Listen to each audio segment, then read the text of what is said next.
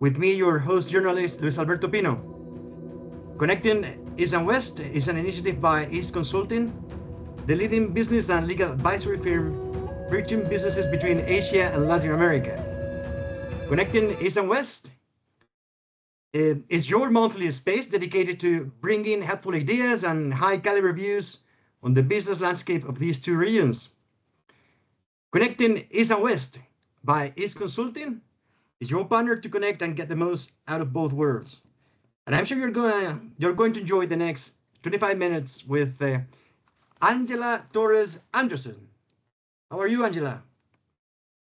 Good morning. How are you? I'm very good. Thank you. What a great pleasure, great honor to be with you here today in our podcast.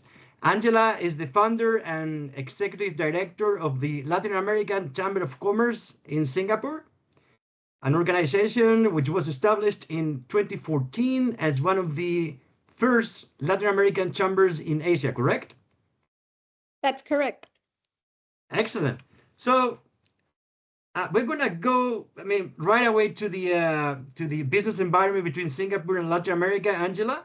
But I would like to begin our conversation by getting to know a little bit more about your personal history, right? Because you're a Colombian national from Medellin, and at some point in your life you decided to go all the way to Singapore, right? And you've been living in Singapore for quite a few years now.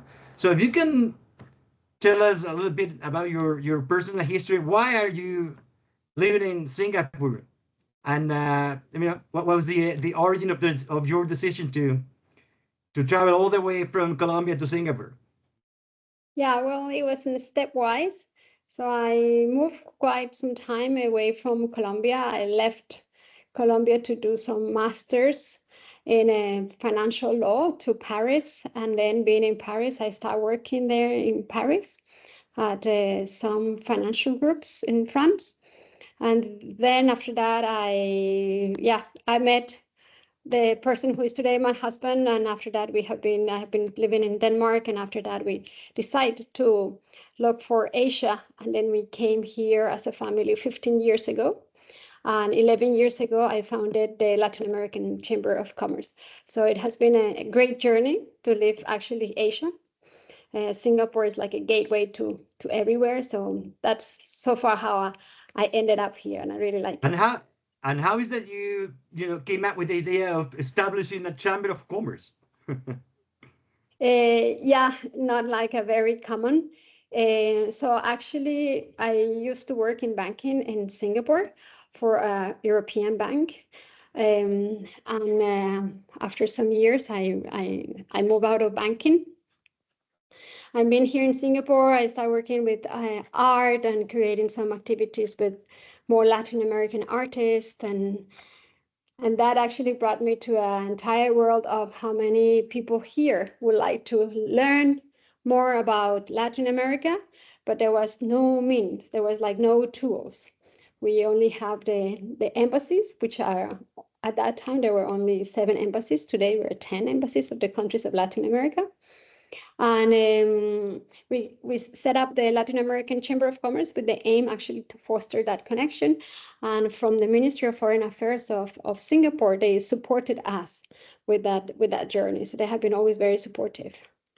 So it was 15 years ago. So 15 years ago, the government of Singapore, had this idea of supporting, the ties between Singapore and Latin America in a way, correct? The chamber was created 11 years ago. Yeah. 15 years ago, I have been living in Singapore. Okay. Yeah, my point is that, 11 years ago, it was something important for Singaporean government. To set up bridges between Singapore and Latin America. That's why they supported it. Yeah, I think from the Singaporean perspective, since the country is quite small in size, they are relevant in the way that they are globalized and connected. So they cannot also overlook Latin America. Excellent. So if you can tell us now about the, this path, right, that you have walked with the chamber over the last 11 years. How's how's the chamber now? What kind of services are you providing to your clients? If you can tell us about that a little bit. Yeah, today we have over 160 members. They are from the large corporates of Southeast Asia and Latin America, and so also some small companies. What we do is we are a business development chamber, and we define ourselves and our work as business development. Basically, we are supporting the companies that from Latin America that wants to enter to this market. And when I say this market, I refer to Southeast Asia, using Singapore as a hub.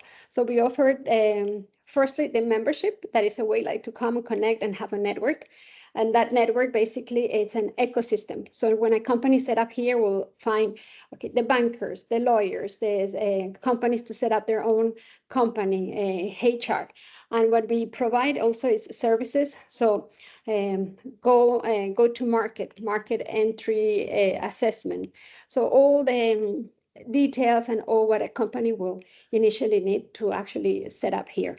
Or even if they are thinking to move to this region and they're not sure, they normally will hire a part-time of the chamber to start doing some business development activities for them. And then they will take that decision actually to set up the company here. No, excellent, excellent. So a lot of job.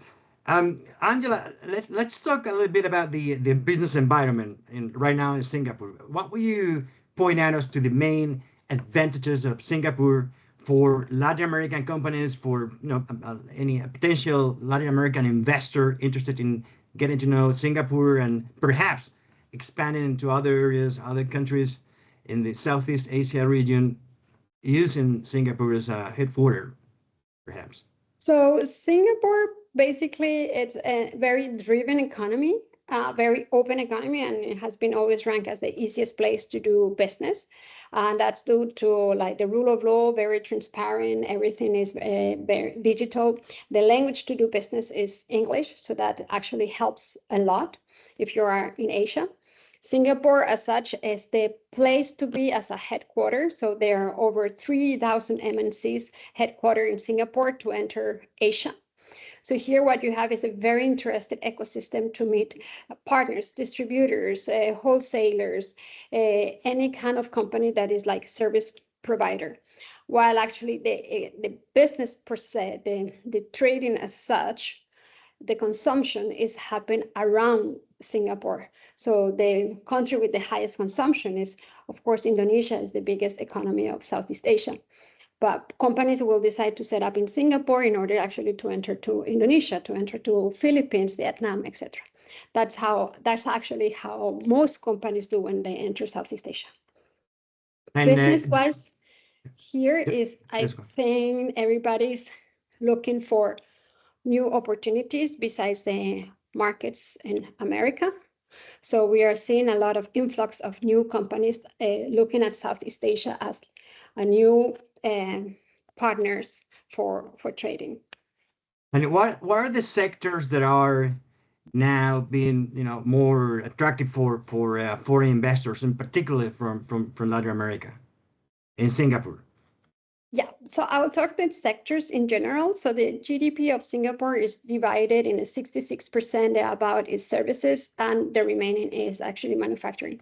So manufacturing here is a very sophisticated manufacturing. So it will be technology. So everything that is semiconductors is actually one of the driving industries here, biotechnology. I would say that Latin America as such, we are not like the biggest in semiconductors and biotechnology, but there's a new wave of related to sustainability. So Singapore is becoming the hub for carbon credit trading. So now with regulations of the Article 6 of Paris Agreement, or the CORSIA, or even the International Maritime Organization setting up new rules about sustainability, Singapore is like the place for trading carbon credits. And definitely Latin America could be one of the greatest output of carbon credits as commodities, and Singapore one of the main off-takers for the market. And as far as I know, I think Singapore signed not long ago an agreement with 3 or 4 South American countries, particularly regarding carbon credit, right? Yes, that's right. So Singapore signed implementation agreement with Paraguay, with Chile, and with Peru. Excellent. Okay, and let's go now to the business environment for Singaporeans in Latin America.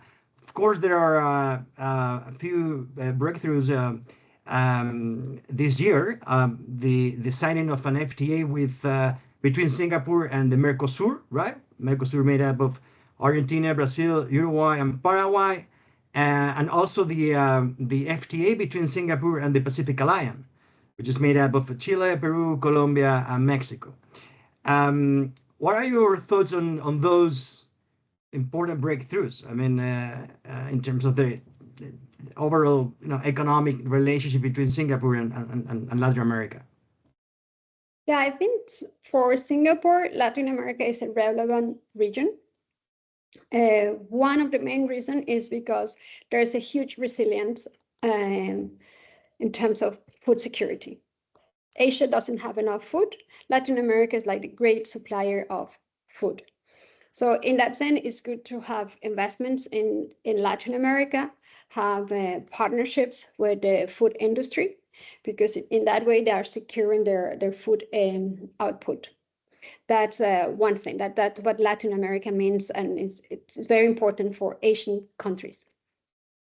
The other reasons, well, it's not because of trading of Latin American countries to enter here, because Singapore is a free trade, and there's a free port, so there's no tariffs except alcohol and tobacco. So it's more about protection of investments, number one. Second biggest industry is also technology, so protection of data. And we also have other agreements that has been signed, like the Digital Economic Partnership agreements. So I think the industry is moving very fast in technology towards AI, and we are seeing this, and in Brazil actually, and also in Chile, we are seeing a lot of data centers being on the wave of being built.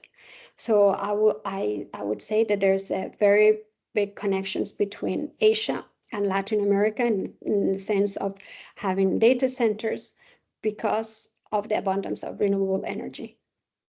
Excellent. You mentioned the DEPA, right? The Digital Economy Partnership Agreement. What's your assessment on that particular agreement, which is, as far as I know, the first one of its kind in terms of digital economy, and it has obviously Singapore and Chile as partners there, along with New Zealand and the Republic of Korea as well.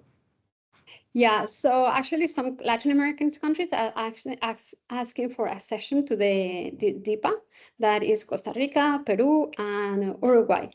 So what is important of this is that it gives more security to the technology companies. For example, a technology company in Singapore that wants to sell technology services in the countries where DEPA has been agreed, then they don't have to set up their own data centers where they're providing the services. And there is one set of regulations in how to treat data. So this is actually to have one set of regulation in order to develop more the digital economy. So digital economy in Southeast Asia has been booming for the last years, not only because of COVID, but before COVID, it was already booming. After COVID and during COVID, it's just, it grows very fast. Excellent. I know that you had the visit just a few weeks ago of the Deputy Minister of Foreign Affairs from Uruguay. And I mean, I guess that's probably related to this increasing ties between Singapore and Latin America, and particularly, I guess, is related to the Mercosur Singapore brand new FTA. What can you tell us about that visit? About the activities that you did with the Deputy Minister of Foreign Affairs from Uruguay? Yeah, so recently the region has been visited by several governments of the countries of Latin America. So we had 2 weeks ago, Vice Minister of Foreign Affairs Valeria of Uruguay visiting Singapore. So one is to actually continue these close relations. The Mercosur agreement is going to be ratified very soon in Uruguay. And there's also new areas of collaboration between Singapore and Uruguay. And that's, for example, carbon credits. It's a new area to develop. So it's also to know like how we are going to develop. Uruguay and Singapore has a lot of similarities. They are both small countries in terms of, Uruguay is small in terms of the size of the countries of the rest of Latin America. And also, if we look at the rankings of transparency, rule of law, it ranks extremely high. It ranks as high as sometimes as Singapore or the countries of Scandinavian countries. So it's also how we can use Uruguay, like Asian companies, to enter through Uruguay to the Mercosur economy or South American economies. Medical devices and biotechnology has been growing very fast in Uruguay. That's another area there's a big interest of Singaporean companies. So it's more about leveraging on each of the country's facilities and approaches. So I think that's where we are seeing Uruguay, and that's the talk we're keeping about Uruguay. That's one. And Uruguay, it's a port city too. So it's also how I can use Singapore to leverage my logistics, my ports. And that's where Singapore is actually very meaningful for countries that are growing in logistics and ports. So Singapore has a very good connection actually with Panama in that sense. So we also, when I said we have received several visits, President of Paraguay was here 2 months ago, and several governors of Brazil are here also in Singapore very often. And it's normal because if we see the trading between Brazil to Southeast Asia is actually, in terms of commodity, is much bigger than the trading of Brazil to European Union. So the region of Southeast Asia cannot be overlooked, especially by countries that are very big in commodities like Brazil and Argentina. Actually, the Singapore's Minister for Trade and Industry, he said something quite similar to what you have just said regarding Latin America. In last July, he said, and quote unquote, in a world of shifting trade partners and economic headwinds, Latin America stands out as a region of great potential, one that Singapore and Singaporean companies cannot afford to overlook. Exactly the same concept that you just used, right? Yeah, I think there's a lot of differences, and that difference makes synergies for both regions. So I think that's where the potential is. So it's good to start looking closely, for example, of the developments Vietnam is doing. So if you don't look close, you will be ruled out. Absolutely. And then he went on to say that despite the distance between Singapore and Latin America in general, the common characteristics, including a young and sophisticated workforce, widespread technology adoption, and common interest in areas such as sustainable development and innovation. All this, along with trading services and growing services in general, engineering, telecommunications, computer, information services, and transport. I mean, among many others. So, yeah, it seems like everyone, both the private sector and the public sector in Singapore is quite aligned as to the country's interest in projecting towards Latin America. Yeah, and there's something interesting you mentioned, like both the private sector and the public sector is aligned, because Singapore private and public, there's a very thin line, because Singapore economy is very particular. It's I would call it, the state is an entrepreneurial state. So the state has been always participating in the main companies and economies of the country in order actually to push it and to grow it. So they will be the first ones to invest. If we want to be growing biotechnology, they will be the first ones to invest, not only in terms of grants, but actually in terms of ownership. and they invest through their sovereign wealth funds.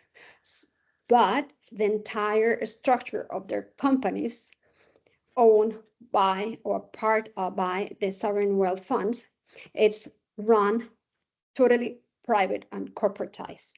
So that makes a very efficient the organization of their economy.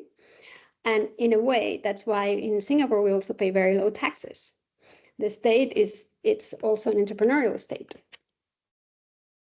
Excellent.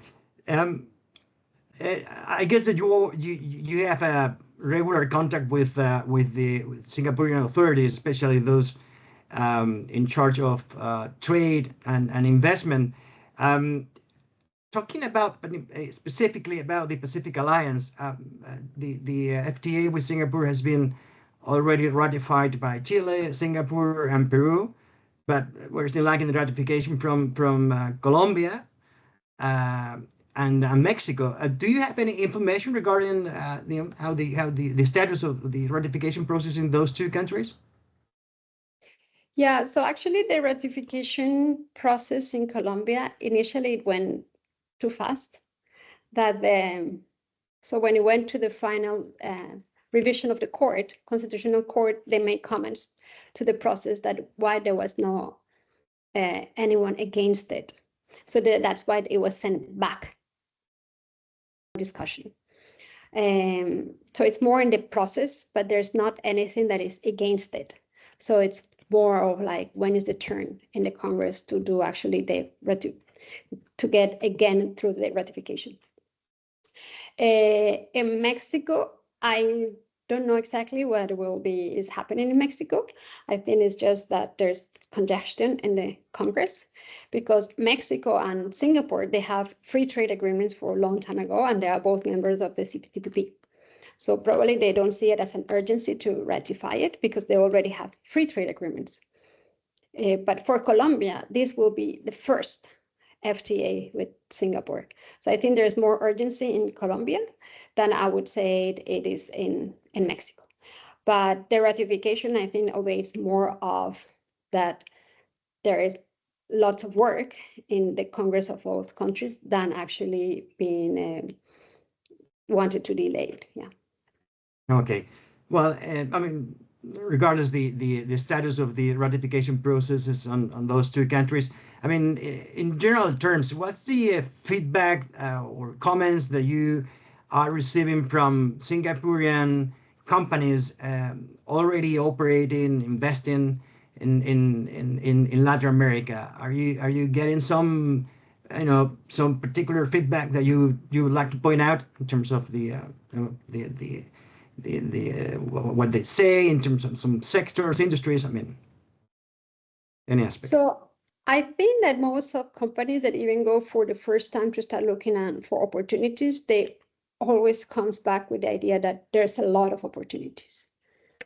First. Second is, how am I going to take advantage of these opportunities? How I will go and deliver it and set up as a workforce in the countries.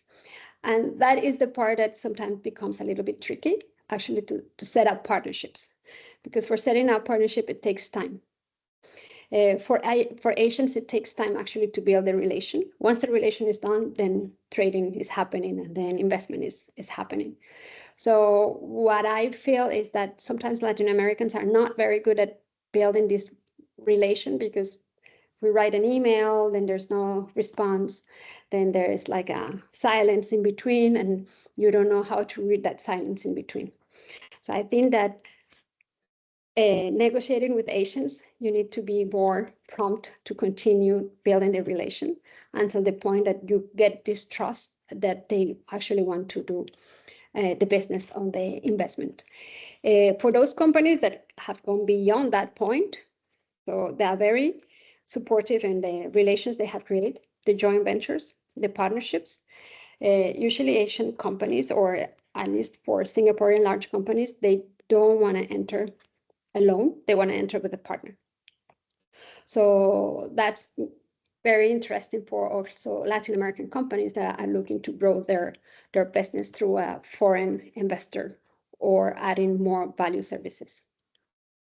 Excellent. So you mentioned something I think which is at the end it relates to some cultural issues, right? Some sort of cultural hurdles that in some cases Singaporean and overall Asian investors come across in Latin America.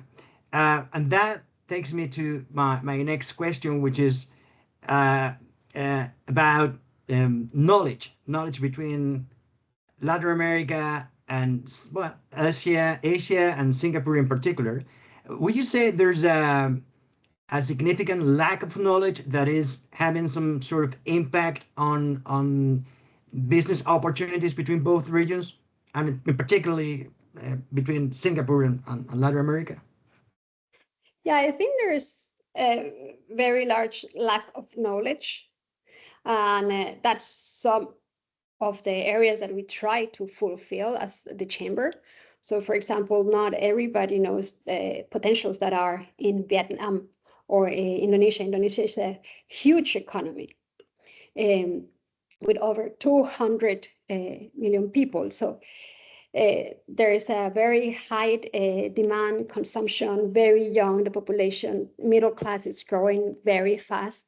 And I think in Latin America, many companies, they don't have in their business plans, like I want to grow in Indonesia. For Latin American companies, beyond going the Americas, then they will consider maybe Europe. But the demands in Europe are not there. The demands are in Asia. So that's why we also have a series of webinars that we started actually last night, where we discuss and showcase what are the opportunities in the 6 main economies of Southeast Asia. And we describe Southeast Asia in general. And we even have services to support the companies to arrive.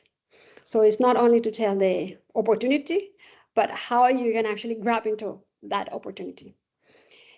So lack of knowledge. What are the countries that you are exploring in this series of webinars, Angela? So the 6 economies that we always refer to is Singapore, Indonesia, Vietnam, Philippines, Vietnam, and Thailand.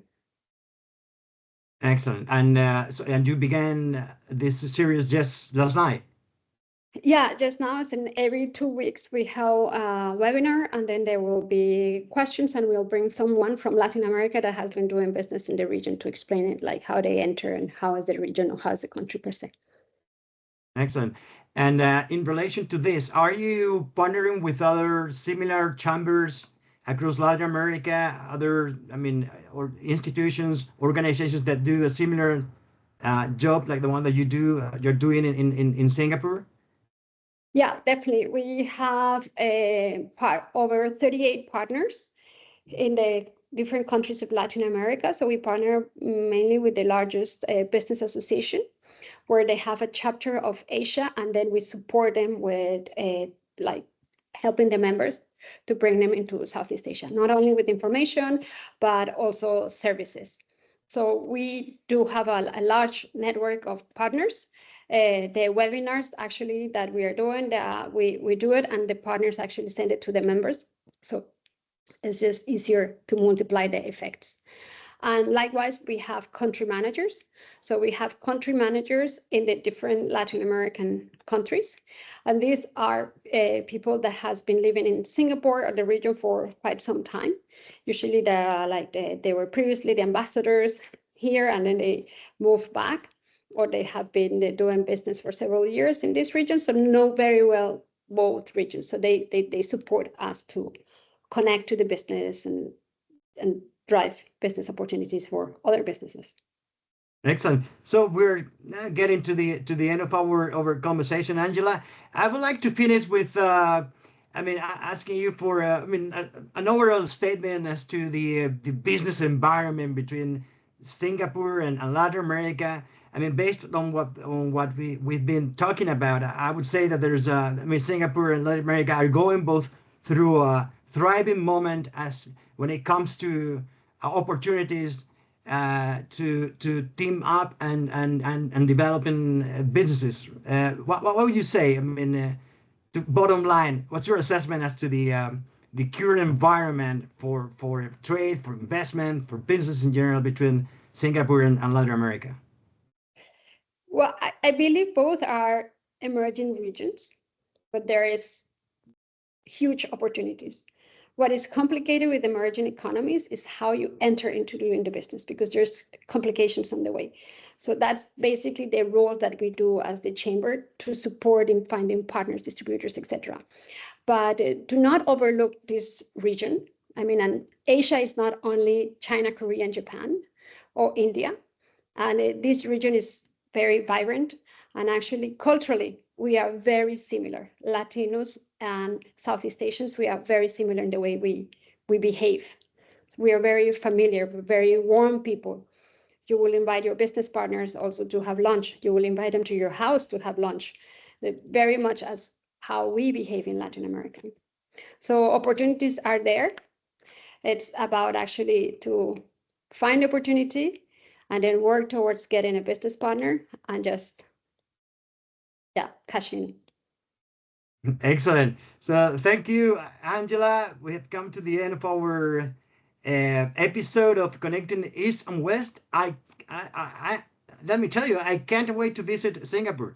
I haven't been to Singapore, and I think that I have to visit that country sooner than later.